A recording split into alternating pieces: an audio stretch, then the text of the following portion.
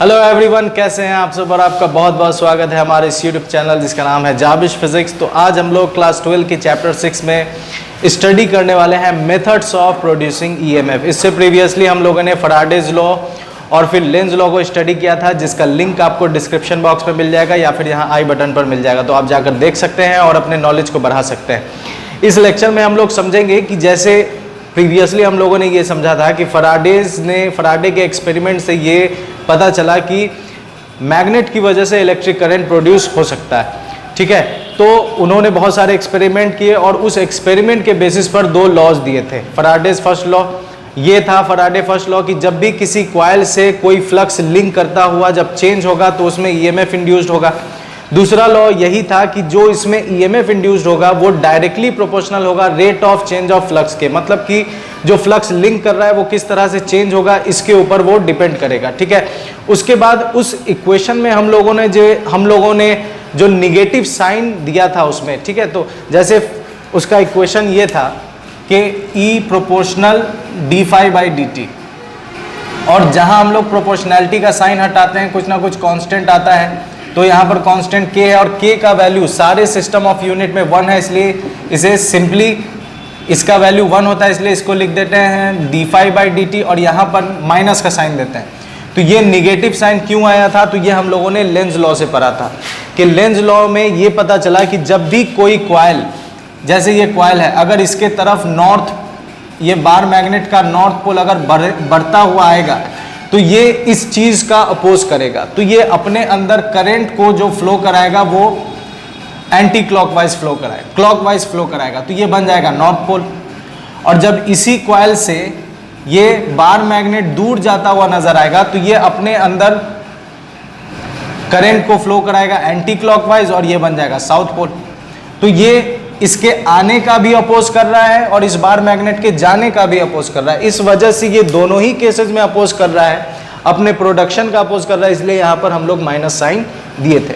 अब यहाँ पर देखिए इस फॉर्मूला से कि rate of change of flux, तो फ्लक्स का फॉर्मूला अगर हम लिखें मैग्नेटिक फ्लक्स, तो जैसे हम लोग इलेक्ट्रिक फ्लक्स जानते हैं, तो इलेक्ट्रिक फ्लक्स में क्या था कि ये एक सरफेस एरिया है और इस सरफेस एरिया से इलेक्ट्रिक फील्ड लाइंस पास हो रहा है। ठीक है, ये सरफेस एरिया है ई वेक्टर, ये electric field lines E vector, और ये सरफेस एरिया है और इसका एरिया वेक्टर एन कैप इधर। तो इसे हम लोगों ने इलेक्ट्रिक फ्लक्स कहा था, जिसका फॉर्मूला था electric field into area into cos theta. उसी तरह अगर फिर से मेरे पास एक सरफेस एरिया है और इस सरफेस एरिया से अगर मैग्नेटिक फील्ड लाइंस पास हो, तो इस मैग्नेटिक फील्ड, अगर ये मैग्नेटिक फील्ड लाइंस पास होगा तो इसे हम लोग कहेंगे मैग्नेटिक फ्लक्स और E के जगह डाल देंगे BA cos थीटा। तो मैग्नेटिक फ्लक्स का फॉर्मूला क्या है, BA cos थीटा। अब देखिए कि जब भी, ये तो इलेक्ट्रिक फ्लक्स हो गया, यहां पर हम बात कर रहे हैं किसकी, मैग्नेटिक फ्लक्स की। मैग्नेटिक फ्लक्स का फॉर्मूला क्या है, BA cos थीटा, और EMF किस पर डिपेंड कर रहा है, फ्लक्स पर डिपेंड कर रहा है। तो जब ईएमएफ फ्लक्स पर डिपेंड कर रहा है और फ्लक्स किस पर डिपेंड कर रहा है, तो मैग्नेटिक फील्ड पर डिपेंड कर रहा है, एरिया पर डिपेंड कर रहा है और थीटा पर डिपेंड कर रहा है, मतलब तीन चीज पर डिपेंड कर रहा है, मैग्नेटिक फील्ड, एरिया और थीटा। तो हम यहां पर ये कह सकते हैं कि ये ईएमएफ इस पर डिपेंड कर रहा है और ये इन तीन चीज पर डिपेंड कर रहा है, तो ईएमएफ भी इन तीन चीजों पर डिपेंड करेगा। तो हम ईएमएफ कितने तरीके से प्रोड्यूस कर सकते हैं, तो हम ईएमएफ तीन तरीके से प्रोड्यूस कर सकते हैं। मैग्नेटिक फील्ड चेंज करके प्रोड्यूस कर सकते हैं, एरिया को चेंज करके प्रोड्यूस कर सकते हैं, और थीटा मतलब कि मैग्नेटिक फील्ड और ये जो एरिया वेक्टर है, इस दोनों के बीच का जो एंगल होगा, ये जो एंगल होगा, इस एंगल को हम चेंज करके मैग्नेटिक फील्ड, ये इस एंगल को चेंज करेंगे तो ईएमएफ, तो फ्लक्स चेंज होगा और फ्लक्स चेंज होगा तो ईएमएफ चेंज होगा। तो इस तरह से हम तीन तरीके से इसे, ये तीन तरह से हम ईएमएफ प्रोड्यूस कर सकते हैं। तो देखिए यहां पर हम लिखेंगे मेथड्स ऑफ प्रोड्यूसिंग ईएमएफ।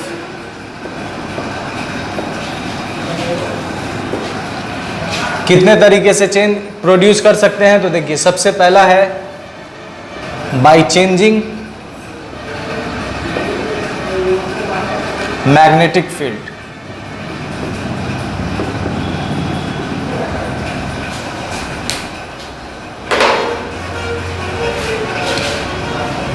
दूसरा, बाय चेंजिंग द ओरिएंटेशन,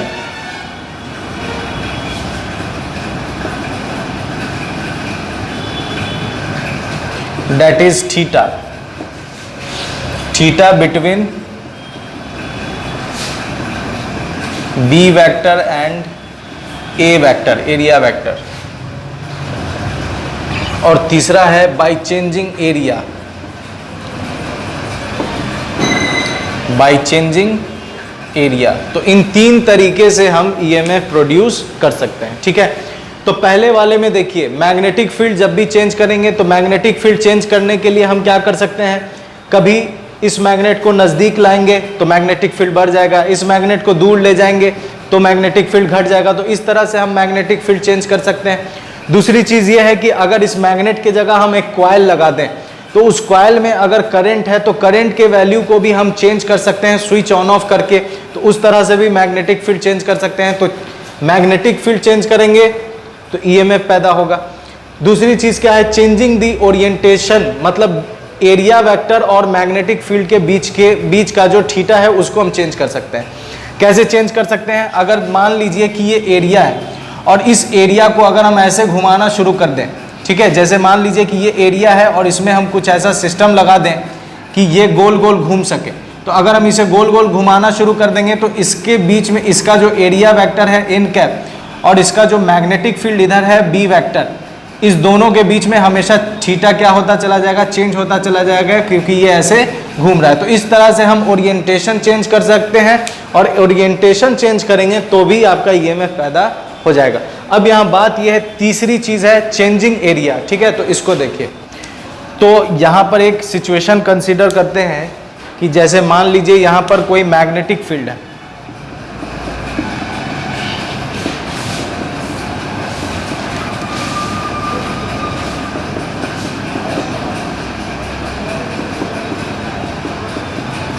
ठीक है, ये मैग्नेटिक फील्ड है। ये जो सिंबल है ये दिखा रहा है बी वेक्टर इनवर्ड, मतलब ये मैग्नेटिक फील्ड इस बोर्ड के अंदर जा रहा है, ठीक है।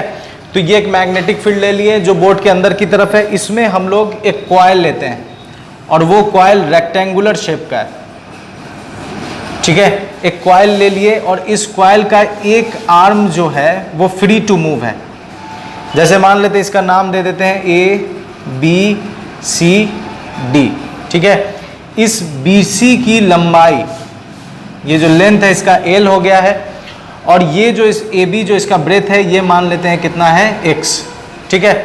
अब इसमें ये जो बी सी है, ये बी सी जो आर्म है ये फ्री टू मूव है, तो यहाँ लिख लेते हैं from figure arm B C is free to move, ठीक है। ये BC आर्म फ्री है मूव करने के लिए। तभी अगर इसे हम आगे बढ़ाएंगे तो ये अगर मान लीजिए यहाँ पहुँच गया तो ये अगर कितना डिस्टेंस आगे गया है, dx डिस्टेंस आगे गया, तो इसे जब हम बढ़ाएंगे या घटाएंगे तो इसका एरिया भी क्या होगा, चेंज होगा। और इस तरह से हम एरिया चेंज करके EMF पैदा कर सकते हैं, ठीक है।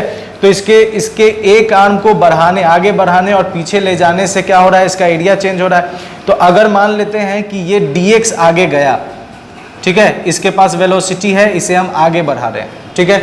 तो इसमें पहला केस ये देखिए कि जब ये जो कॉइल है इसका एरिया अगर ABCD है तब इसमें से फ्लक्स कितना होगा, तो यहाँ लिख लेंगे when area is ABCD, area ABCD है तो एरिया कितना हो जाएगा, या फिर यहां लिख सकते हैं when coil for coil ABCD, for coil ABCD area is, area कितना हो जाएगा, तो इस वाले केस में देखिए इसका लेंथ है x और ब्रेथ कितना है l, ठीक है। ये हो गया एरिया इसका XL। तो फ्लक्स कितना हो जाएगा, तो φ1 is equal to magnetic field into area, ठीक है।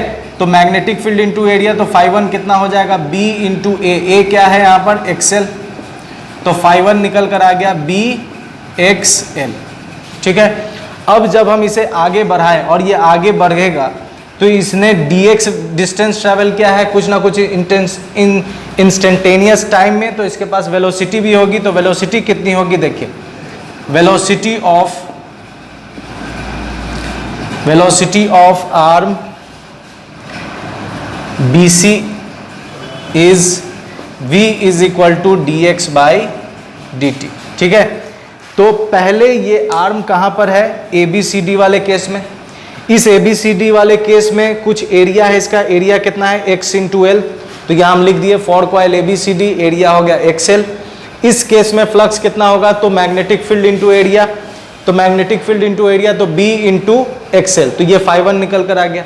अब हम क्या किए, इसे v वेलोसिटी से आगे बढ़ाए, कितना आगे बढ़ाए dx, तो इसके पास वेलोसिटी है, जब डिस्प्लेसमेंट स्मॉल है तो टाइम भी कैसा होगा, स्मॉल, तो इसके पास वेलोसिटी कितनी है, velocity of arm BC is v is equal to dx by dt। अब जब हम इसे वेलोसिटी दिए तो किसी टाइम पे ये पहुंच गया b डैश और यहाँ पहुंच गया c डैश, तो अब इसके पास न्यू एरिया है, तो उस एरिया का फॉर्मूला लिखेंगे तो कितना एरिया निकलेगा, देखिए for coil AB dash, for coil AB dash C dash D। अब जो नया कॉइल है वो क्या है, AB dash C dash D, इसका एरिया क्या हो जाएगा, तो एरिया देखिए इस लेंथ में तो कोई चेंजेस नहीं है इसलिए इसको L ही लिखेंगे, लेकिन जो अब ब्रेथ है वो बढ़कर कितना हो गया x प्लस, और ये कितना है dx, तो अब नया एरिया क्या हो गया है x, ये नया ब्रेथ हो गया x प्लस dx, तो φ2 कितना हो जाएगा, तो φ2 निकल कर आ जाएगा b इंटू, इस एरिया को लिख देंगे x plus dx into l, तो φ2 निकल कर आ गया। अब ये जो चेंज आया है, ठीक है, φ1 निकाल लिए हम लोग जब एरिया क्या है XL, φ2 निकाल लिए जब उसका एरिया थोड़ा सा बढ़ गया है L into x plus d x हो गया, तब φ2 निकाल लिए। अब देखिए फैराडेज लॉ क्या कहता है, from Faraday's law E is equal to D phi by D T. तो यहां पर फ्लक्स में कितना चेंज आया है, तो φ2 माइनस φ1, तो डी फाई हम लिख सकते हैं φ2 माइनस φ1 बाई डी टी। अब देखिए φ2 कितना है, φ2 लिख देंगे b x plus d x into l minus φ1 कितना है b x l by D t. अब देखिए इसको मल्टीप्लाई कर देंगे तो b into x into l, तो ये हो जाएगा b x l plus b into d x into l, और ये minus b x l by D T. तो यहाँ पर देखें तो बी एक्स एल से बी एक्स एल कट गया, तो ये आ गया बी एल इंटू, इसको हम ऐसे लिख सकते हैं D x by D T, और dx बाई डी टी कितना है, तो dx by D T v है, इस वजह से ये हो गया bl और इसके जगह लिख दिए v। तो ये जो EMF पैदा होगा, इस EMF को हम लोग कहेंगे मोशनल EMF। इस EMF को क्या कहेंगे हम लोग, मोशनल EMF। क्यों, क्योंकि इस आर्म के मोशन की वजह से ये EMF पैदा हुआ है। तो मोशन जब हम इसको मूव करा रहे हैं तो हो ये रहा है कि इसका एरिया चेंज हो रहा है, जब इसका एरिया चेंज होगा तो फ्लक्स चेंज होगा, और फ्लक्स चेंज होगा तो EMF पैदा होगा। तो ये एक EMF का, मोशनल EMF का फॉर्मूला आ गया, magnetic field into length of the arm into velocity of the arm. तो ये EMF का एक फॉर्मूला आ गया, ठीक है। अब इसमें एक सवाल आपके दिमाग में ज़रूर आनी चाहिए थी कि यहाँ पर जो फ्लक्स है उसका फॉर्मूला होता है BA cos थीटा। यहाँ पर हम सिर्फ BA लिखे और थीटा नहीं लिखे, तो थीटा यहाँ पर एक्चुअली 0 डिग्री, यहाँ पर थीटा हो जाएगा 0 डिग्री। कैसे 0 डिग्री हो गया, तो ये जो थीटा हम लिख रहे हैं वो किसके किसके बीच में, ये थीटा एरिया वेक्टर और मैग्नेटिक फील्ड के बीच में। तो यहाँ पर देखिए कि मैग्नेटिक फील्ड किधर है, मैग्नेटिक फील्ड अंदर की तरफ, ठीक है। और ये जो एरिया ले रहे हैं, इस एरिया का अगर हम एरिया वेक्टर लें तो वो भी किधर होगा, अंदर की तरफ। तो मैग्नेटिक फील्ड भी अंदर की तरफ है और एरिया वेक्टर भी अंदर की तरफ है, तो दोनों के बीच में कितना बन रहा है 0 डिग्री। इसलिए हम यहाँ पर cos 0 होता है 1, इसलिए डायरेक्ट BA और B का वैल्यू और A का वैल्यू लिख दिया, ठीक है। अब यहाँ पर ठीक है, तो cos थीटा यहाँ पर क्यों नहीं लिखे, क्योंकि cos थीटा का वैल्यू कितना हो जाएगा 0 डिग्री। क्यों होगा, तो यहाँ पर बात समझ गए, एरिया वेक्टर भी अंदर है और मैग्नेटिक फील्ड भी अंदर है, इसलिए थीटा 0 डिग्री। अब ये जो फॉर्मूला है इसको हम लोग एक और तरीके से लिख सकते हैं, या डिराइव कर सकते हैं। देखिए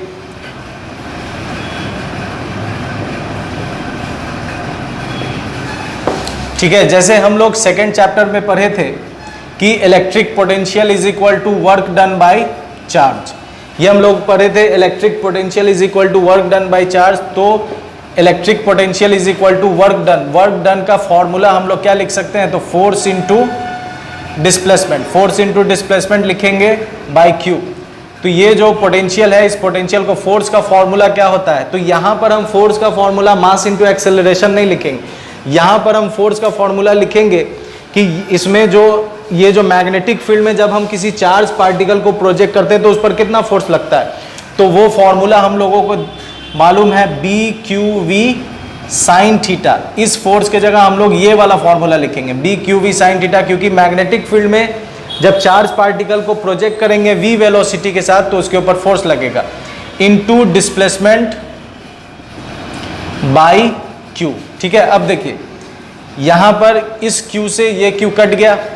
अब यहां पर बात करते हैं साइन थीटा की, तो थीटा यहां पर, अब देखिए ये जो थीटा है ये किसके बीच में है, इस वेलोसिटी और मैग्नेटिक फील्ड के बीच में। तो इसका वेलोसिटी किधर है, इस तरफ, और मैग्नेटिक फील्ड किधर है, अंदर की तरफ। तो ये वेलोसिटी है, ये वेलोसिटी है और ये मैग्नेटिक फील्ड है। तो दोनों के बीच में देखेंगे कितना डिग्री बन रहा है, 90 डिग्री, इसलिए यहाँ पर साइन 90 हो जाएगा। तो V इज इक्वल टू हो जाएगा B V sine 90 degree into displacement, यहाँ पर हम ले लेंगे L। ठीक है, तो नीचे का Q कट गया है। अब देखिए V इज इक्वल टू क्या हो जाएगा, बी वी एल।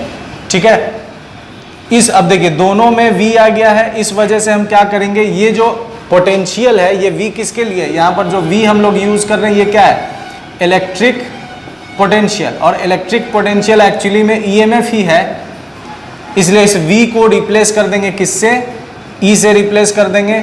ठीक है, V लिखिए या E लिखिए, बात एक ही है, E बराबर भी वही बात है EMF। तो इस V को रिप्लेस कर दिए E से, तो B बराबर आ गया, E बराबर आ गया BLV।